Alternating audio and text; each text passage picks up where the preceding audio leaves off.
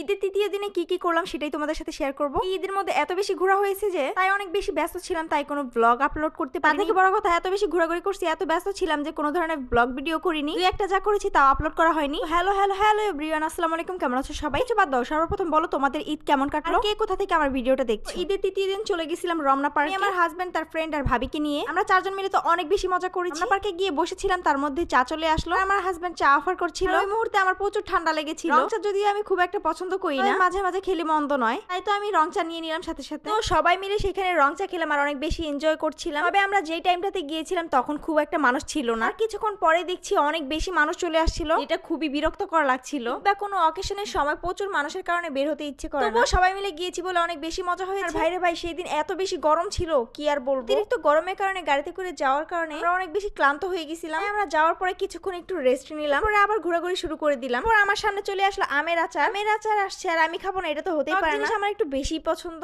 এরপর সেখানে আমরা সবাই মিলে কিছু ভিডিও করলাম। আমার হাজবেন্ড তো কোনো ভিডিও করবেই না, তবুও আমরা তিনজন মিলে তাকে জোর করিয়ে ভিডিও করে নিলাম। ভাবি আর আমি ভিডিও করছিলাম। আমরা এতগুলো ছবি তুলছি, এত ভিডিও করছি, কিন্তু বাসায় আসার পরে এগুলো দেখে আমাদের একদম মন খারাপ হয়ে গেছিল। আর ক্যামেরা দিয়ে যে ভিডিও বা ফটো তোলা হয়েছে সবগুলো কেমন যেন নষ্ট হয়ে গেছে, কি যেন উল্টাপাল্টা হয়ে গেছে। বাসায় আসার পরে সবগুলো ছবি আর ভিডিও দেখে অনেক বেশি মন খারাপ হয়ে যায় সবার। তো আমার ফোনে যেগুলো ভিডিও বা ফটো তুলছিলাম সবগুলো ঠিক আছিল।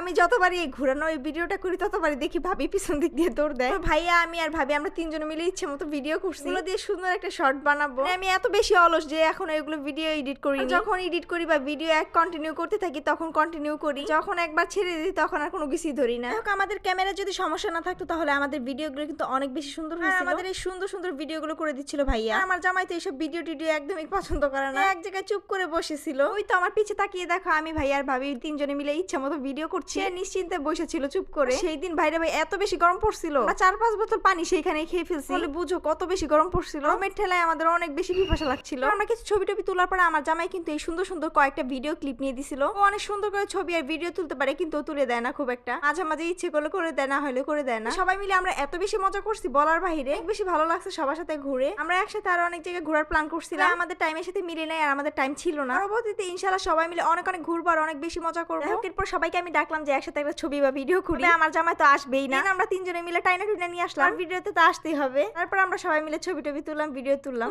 তোমার ওই হাসি বড়ই ভালোবাসি। এরপর আমরা আবার ছবি টবি তুললাম ভাবি আর আমি। দেখো আমাদের ভাইয়া স্পেশাল ক্যামেরাম্যান, এত সুন্দর করে ছবি তুলে দিচ্ছিল। এরকম ক্যামেরাম্যান আর এরকম ভাইয়াই তো লাগে বলো। জামাই আমার অনেক সুন্দর সুন্দর ছবি তুলে দেয় আর ছবি তুলে দিতে পছন্দ করে। পাবলিক প্লেসে ছবি টবি তোলা ভিডিও করে এত বেশি অনেক বেশি ফর্মালিটি মেইনটেইন করে, অতিরিক্ত ফর্মাল। এগুলো ভালো না বুঝছো, ভালো হয়ে যাও, ভালো হইতে পয়সা লাগে না বুঝছো। বেশি বেশি ছবি তুলে দিবা, ভিডিও করে দিবা। এরপরে ভাইরাল যে রমনা পার্কের ব্রিজটা আছে সেখানেই যাবো। সেখানে যাওয়ার